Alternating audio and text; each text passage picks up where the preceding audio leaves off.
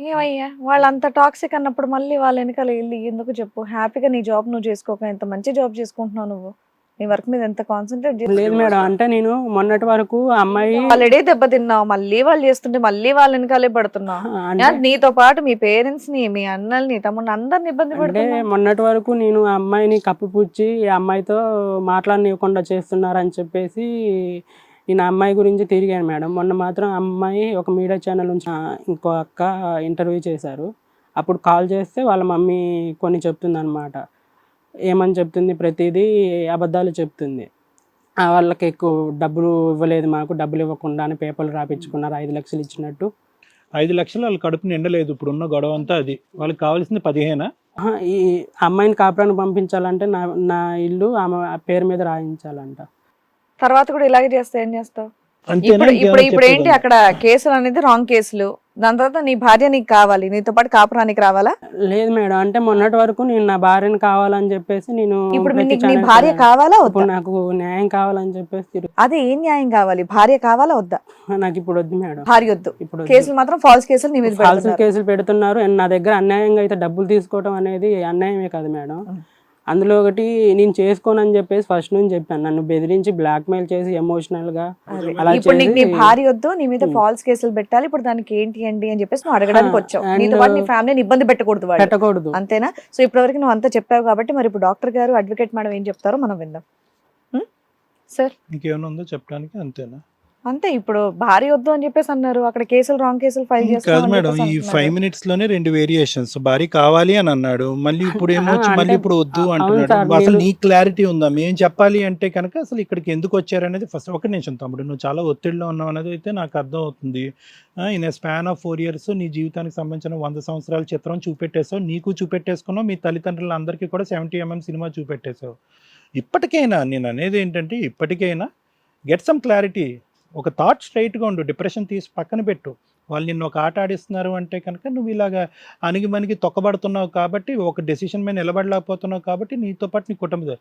ఒక్క point, 3 minutes back నా భార్య కావాలి అని అన్నావు. బలవంతంగా సంతకం పెట్టించారండి, అది డైవర్స్ కూడా నాకు ఇష్టం లేదు, భార్య కదండి, ఆ అమ్మాయి మంచిదేనండి, ఆ అమ్మాయిని విడిగమని. మళ్ళీ కట్ చేస్తే ఫైనల్గా మేడం ఇప్పుడు ఏం కావాలంటే వద్దండి బాబు నాకు అని అంట. లేదు, అంటే నేనేం చెప్పాలనుకున్నానంటే సార్, జస్ట్ 10 days బ్యాక్ వరకు నేను ఆమె కోసం ఫైట్ చేశాను. ఆమె గురించే ఇదంతా చేసింది. 10 days బ్యాక్ వరకు. 10 days బ్యాక్ వరకు. ఎప్పుడైతే ఆమె మీడియా సమక్షంలోనే నన్ను ఒక మోసగాడు, మాయగాడు, ఆ అబ్బాయే నన్ను ఇలా. నువ్వు మీడియా సమక్షంలో మాట్లాడావు వాళ్ళ గురించి, ఇవన్నీ ఎవిడెన్స్లతో పాటు నువ్వు ఏం తగ్గలేగా. యాక్చువల్గా నేను కావాలనే అడుక్కున్నాను మేడం. నేను ఎక్కడ అమ్మాయి పేరు కానీ అమ్మాయి ఫోటో కానీ రివీల్ చేయలేదు. అండ్ మీడియా సమక్షంలోకి వెళ్ళి మాట్లాడేది నేను, నన్ను కదా మేడం. బయటకు వెళ్ళి సమాజంలో తిరిగేది నేను. ఇప్పుడు నన్ను చూసి నా పరువు కదా మేడం పోవాల్సింది. నేనేమి వాళ్ళ మీద తప్పుడు ఆరోపణలు కూడా చేయట్లేదు.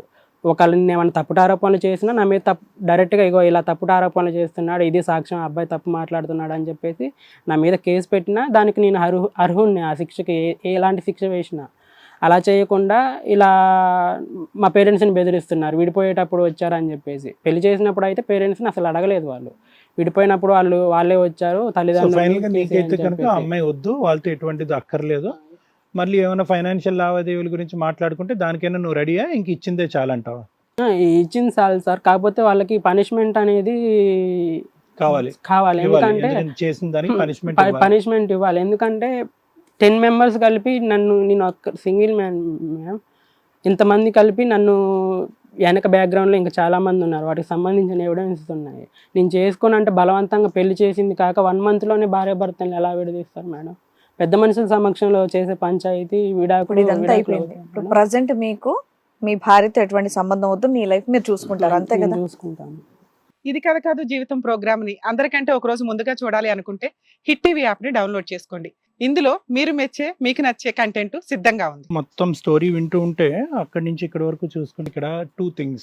ఒకటి ఏంటంటే, ప్రస్తుతం నీకు ఏం కావాలి? నువ్వు ఇంకా చిన్నపిల్లడు. ఐ థింక్ యువర్ 22, 23 ఇప్పుడు 24. నీకు మంచి ఆర్ట్ ఉంది, మంచి స్కిల్ ఉంది. నాకు వాళ్ళు ఎవరో నాకు తెలీదు.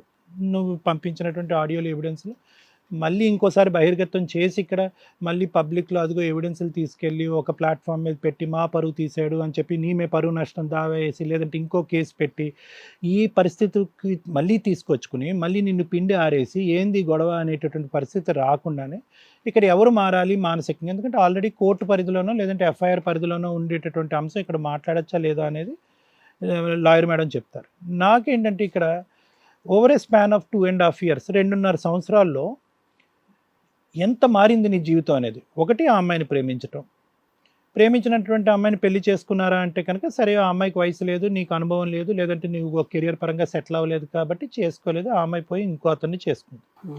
చేసుకున్నటువంటి ఆ అమ్మాయి ఎంతకాలం ఉందో మరి మనకు తెలియదు కానీ కాపురం చేసి అక్కడ విడాకులు కూడా తీసేసుకుని నీ వరకు పరిగెట్టుకుని బెంగళూరు వచ్చిందని అన్నా.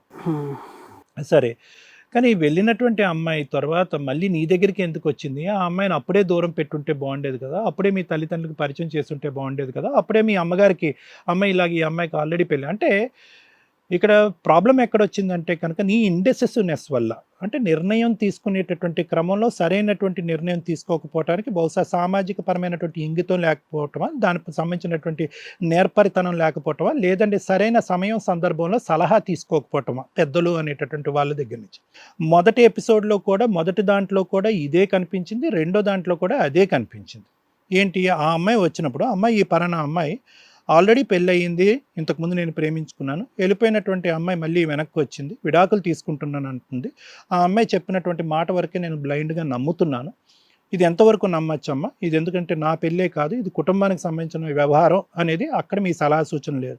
ఆఖరికి ఆ అమ్మాయిని మీ ఇంటికి పంపించేసుకుని మీరు బెంగళూరు నుంచి ఆ అమ్మాయి ఇంటికి వెళ్ళేంత వరకు మీ తల్లిదండ్రుల యొక్క కళ్ళు గప్పేశారు. మీరు చెప్తున్నాను నేను ఇవన్నీ ఒకదాని తర్వాత ఆ ఇన్సిడెంట్లో తర్వాత ఏర్పడినటువంటిది ఇంకొక ఆగమగోచరం కలిగించి కన్ఫ్యూజ్ చేసేటటువంటి ఆస్పెక్ట్ ఏంటంటే 6 months అప్పుడు ప్రెగ్నెన్సీ టెస్ట్ చేసినప్పుడు అదే ప్రెగ్నెన్సీ టెస్ట్లో హెచ్ఐవి సెక్షువల్లీ ట్రాన్స్మిటెడ్ డిసీజెస్ అనేటటువంటి దానికి నెగిటివ్గా వచ్చిన టెస్ట్ 9వ నెలలో ఎలా పాజిటివ్ వచ్చింది?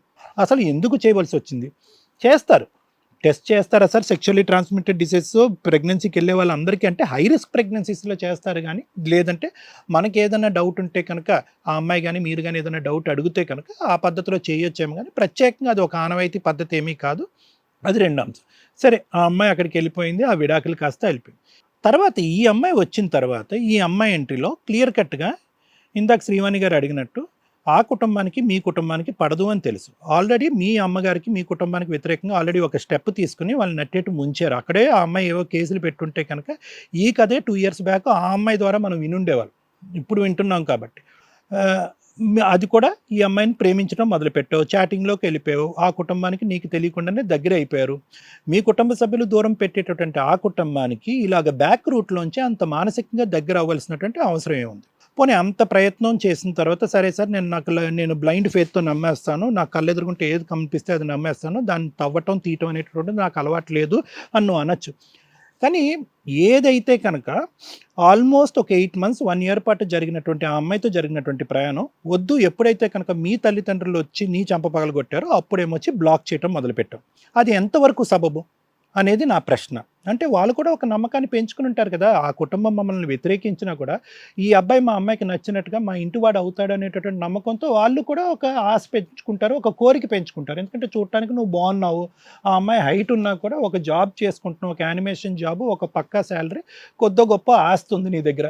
ఆ పీరియడ్లో వీళ్ళ కపటితనం వీళ్ళ నాటకీయతనం అనేటటువంటిది నువ్వు కనుక్కోలేకపోయాను అని అంటున్నావు. సరే, ఓకే, అది కూడా నమ్ముదాం. మళ్ళీ వాళ్ళు ఎప్పుడైతే కనుక మళ్ళీ అలా అమ్మ ఏడుస్తున్నటువంటి వీడియో ఇవన్నీ పెట్టిన తర్వాత అప్పటికి కూడా మీ తల్లిదండ్రులకి చెప్పకుండా మళ్ళీ రెండోసారి రీకనెక్ట్ అయ్యే వాళ్ళకి. అంటే ఎన్ని సందర్భాల్లో పేరెంట్స్ యొక్క ఆలోచన శైలిని పక్కన పెట్టి అరే నా గురించి నమ్మినటువంటి తల్లిదండ్రులు ఎందుకు వ్యతిరేకిస్తున్నారు, బహుశా ఆ కుటుంబంలోనే ఏదైనా ఒక లోపం ఉందేమో, వాళ్ళ ఆలోచన శైలి వ్యక్తిత్వాల్లో ఏమైనా లోపం ఉందేమో, బహుశా దాన్ని మనం చూడాలేమో అనేటటువంటి దూరదృష్టి నీకు లేకపోవటం అనేటటువంటిది ఇక్కడ ప్రధానంగా మాట్లాడుకోవాల్సినటువంటి అంశం. సరే, ఓకే, పెళ్ళి నువ్వు ఎలా చెప్తున్నావు అంటే ఒకసారి నన్ను పట్టుకుపోయారు సార్, ఆ గుడికి పట్టుకెళ్ళిపోయారు సార్, 10 మంది సార్, 20 మంది సార్, బలంతో తాళి కట్టించేశారు. ఇవన్నీ ఎలా ఉన్నాయి? ఇంత పెద్ద సభ్య సమాజంలో నీకంటూ ఒక స్నేహితులు ఉంటారు, లేదంటే తెలిసినటువంటి వెల్ విషర్స్ ఉంటారు. ఎవరి సపోర్ట్ అన్నా తీసుకోవచ్చు. ఎవరి సపోర్ట్ అన్నా తీసుకుని నా మీద ఇంత బలవంతంగా జరిగేటటువంటి ప్రయత్నాలు జరుగుతున్నాయి, నన్ను ఒంటరివాడిని చేస్తున్నారు అనేటటువంటి అంశం ఎక్కడ నువ్వు మాట్లాడలేదు. ఎందుకు అంటే కనుక అందరినీ వ్యతిరేకించి ఇంత ప్రేమించేటటువంటి వాళ్ళు, నా గురించి ఇంత పడి చచ్చిపోయేటటువంటి వాళ్ళు, అల్లుడి కింద కాకుండా కొడుకుగా చూసుకునేటటువంటి ఒక అత్తగారు మళ్ళీ దొరుకుతుంది నాకు అనే ఉద్దేశంతో మళ్ళీ అందరినీ కప్పేసి మళ్ళీ పెళ్లి చేసేసుకో. అంటే చాలా సందర్భాల్లో చూసుకున్నాం మనం. ఏంటంటే కనుక ఎవరు గొయ్యి వాళ్ళు తవ్వుకోవటం అనేటటువంటిది చాలా ఎపిసోడ్లో చాలా సందర్భాల్లో చూసుకున్నాం. ఇన్నిసార్లు గొయ్యి తవ్వుకుంటారా ఎవరైనా? ఇన్నిసార్లు గొయ్యి తవ్వుకుంటారా? సరే అంత అక్కడ ఎలాగైతే కనుక పెళ్ళి అయిన తర్వాత గుట్టు రట్టయిందో, ఇప్పుడు కూడా పెళ్ళి అయిన తర్వాత మళ్ళీ గుట్టు రట్టయింది. ఏంటంటే సార్ అదంతా కపటితనం సార్, నన్ను ట్రాప్ చేసేసారు, బయటకు వెళ్తే కనుక ఆ అమ్మాయికి ప్రాణ నష్టం ఉంటుందనేటటువంటి ఉద్దేశంతో నన్ను బలవంతంగా ఇంట్లోపల కట్టిపడేశారంటే కనుక అది కూడా ఎంతవరకు మనం ఆలోచించాలి? ఒక ఎదిగినటువంటి మగాడు, ఒక అడల్ట్, నువ్వు అనుకుంటే ఎంతసేపు? సరే వాళ్ళు ఫోన్ బ్లాక్ చేసి నువ్వు వెళ్ళిపోయావు, దాని మీద కేసుల మీద కేసులు. తెగదెంపులు చేసుకుందామని రాసుకునేటప్పటికి 5 లక్షలు ఇచ్చారు. 5 లక్షలు ఇచ్చిన తర్వాత అక్కడితో లెక్క తేల్చుకో, అక్కడితో లెక్క తేలాలి కదా. అక్కడికైనా నీ ఇంగితో నీ ఆలోచన శైలి అనేటటువంటిది లోతుగా వెళ్ళాలి కదా. అప్పటికీ కూడా ఏంటి, ఇంకా అందులో వాయిస్ రికార్డింగ్స్లో మీ ఆవిడ మాట్లాడినటువంటివి కూడా ఉన్నాయి, మీ అత్తగారు మాట్లాడినటువంటివి కూడా ఉన్నాయి. నువ్వు చెప్పా పెట్టకుండా ఇంట్లోంచి వెళ్ళిపోయావు అనేటటువంటి నీ మీద ఉన్న వ్యతిరేకతలో ఒక భాగస్వామి మీ భార్య కూడా ఉంది. నువ్వు చెప్పిన దాన్ని బట్టి వాళ్ళ వర్జన్ మనం వెళ్ళలేదు. సో ఇన్ని కథలు ఉన్నప్పుడు 5 లక్షలు ఇచ్చేసి మళ్ళీ నా భార్య కావాలి అని అనుకుంటే కనుక అప్పటికే 210% నమ్మకం చచ్చిపోయిన తర్వాత మళ్ళీ నీ భార్య ఎందుకు కావాలి అని అనుకుంటున్నావు? అంటే ఇక్కడ ఏమైందంటే నాన్న, ఇక్కడ నీ ఆలోచనతో కంటే నీ ఇమోషన్స్తో నువ్వు ఎక్కువ ముందుకెళ్తున్నావేమో అని నాకు అనిపిస్తుంది. ప్రేమించినప్పుడు తొందరపాటి ఇమోషన్స్, పెళ్లి చేసుకున్నప్పుడు తొందరపాటి ఇమోషన్స్, ఇంట్లో చెప్పకుండా ఉండటానికి కూడా ఇమోషన్సే కారణం. ఆఖరికి ఇప్పుడు అన్నీ అయిపోయిన తర్వాత ఈరోజు ఇక్కడ కూర్చుని ఏమైందిరా బాబు, ఇప్పుడు నీకేం కావాలంటే సార్ దన్నం సార్, నాకు అక్కర్లేదు, ఆ అమ్మాయి అక్కర్లేదు, ఆ కుటుంబం అక్కర్లేదు, నాకు విడాకులు కావాలి, ఇక్కడితో తెగదెంపులు అన్నా. మల్లేష్ అనేటటువంటి ఈ అబ్బాయి ఇన్ని దిశ ఇలా మార్చుకుంటూ ఒక ఆలోచన శైలి మీద నిలబడినటువంటి నువ్వు రేపటి రోజు మళ్ళీ ఇదే లైట్స్ ఆన్ చేసి కెమెరాలు ఆన్ చేసి ఇక్కడ కూర్చోపెడితే ఇదే మాట అంటావా అనేటటువంటిది మా అందరికీ ప్రశ్నార్థకరంగా అవుతుంది. మాకే కాదు, మీ కుటుంబాన్ని అందరికీ ప్రశ్న ఇది. ఇప్పుడు నువ్వు ఏడవటం కాదు నాన్న, పేరెంట్స్ని ఎంత ఏడిపిస్తున్నావు నువ్వు, అవునా కాదా? మొత్తం అందరూ అన్యాయం చేశారు. పేరెంట్స్ ఏమైనా నీకు అన్యాయం చేశారా? మీ అమ్మ నాన్నలు? నాన్న లేడుగా, నాన్న ఉన్నాడు. మరి అందరూ బాధపడుతున్నారు కదా, వాళ్ళు కూడా పోలీస్ స్టేషన్ల చుట్టూరు కోర్టుల చుట్టూరు తిరుగుతున్నారుగా. ఈ 5 లక్షలు ఎవరివి, నీవా అమ్మ నాన్నలువా? నేనే కట్టాలి. అమ్మా నువ్వు అప్పు తీసుకొచ్చి ఇచ్చావా? నువ్వే కట్టుకోవాలా? ఇప్పుడు ఇక్కడ ఒకటే క్లియర్ కట్ నాన్న, ఏడవలసినటువంటి అవసరం ఏమీ లేదు. మనోధైర్యాన్ని పెంపొందించుకో, ఓకేనా? విన్నమాట. ఒక్క నిమిషం నేను చెప్తాను. లీగల్గా ఏం చేయాలన్నది లాయర్ మేడం చెప్తాను. మానసికంగా నీ లోపల చాలా ఉధృతమైనటువంటి పరివర్తన రావాల్సినటువంటి ఆవశ్యకత ఉంది. లేదంటే తప్పు మీద తప్పు చేయడానికి చాలా అవకాశాలు ఉన్నాయి. ఈరోజు ఈ విధంగా మాట్లాడుతున్నటువంటి వాళ్ళు రేపొద్దున బావా అని చెప్పి ఆ అమ్మాయి మళ్ళీ నీ దగ్గరకు వస్తే నీ మనసు మళ్ళీ కరగదా? మళ్ళీ ఆ దిక్కు నువ్వు కొట్టుకుపోవా?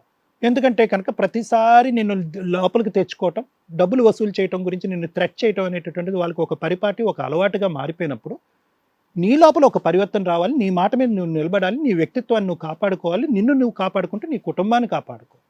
ఇది చాలా ముఖ్యమైనటువంటి అంశం. అర్థమవుతుందా మల్లేష్? ఇప్పటికైనా రియలైజ్ అవ్వు. పగ ప్రతీకారాలు ఇంకొదిలేసే. వాళ్ళు ఆ మీడియాకి వెళ్ళారు కాబట్టి నేను ఇక్కడికి వెళ్ళాను కాబట్టి అక్కడికి వెళ్ళాను వద్దు. At the end of the day నీ భార్య వాళ్ళ కుటుంబం నీకు కావాలా వద్దా? 1.25 లక్షలు చెప్పావు నీ భార్య గురించి, వాళ్ళ కుటుంబం గురించి. ఎప్పటికీ కావాలి అంటే కనుక మళ్ళీ నువ్వు ఆలోచించట్లేదు, మళ్ళీ నీ గుంత నువ్వు తవ్వుకుని మళ్ళీ అందులో పడబోతున్నావు అని నాకు అనిపిస్తుంది. కాబట్టి ఫస్ట్ నువ్వు డిప్రెషన్లో ఉన్నావు, నీ మానసిక పరిస్థితి అస్సలు బాగాలేదు జరిగినటువంటి పరిణామాల వల్ల. ఈ డిప్రెషన్లో తీసుకునేటటువంటి వాళ్ళకి సంబంధించినటువంటి నిర్ణయాలు 100కి 100 పాళ్ళు ఫాల్స్ అవుతాయి, తప్పుడు అవుతాయి. నువ్వు డిప్రెషన్ నుంచి బయటికి రావాలి, క్లియర్ అవ్వాలి. నిద్ర పడుతుందా? తింటున్నావా సరిగ్గా? సూసైడ్ ఆలోచనలు వస్తున్నాయా?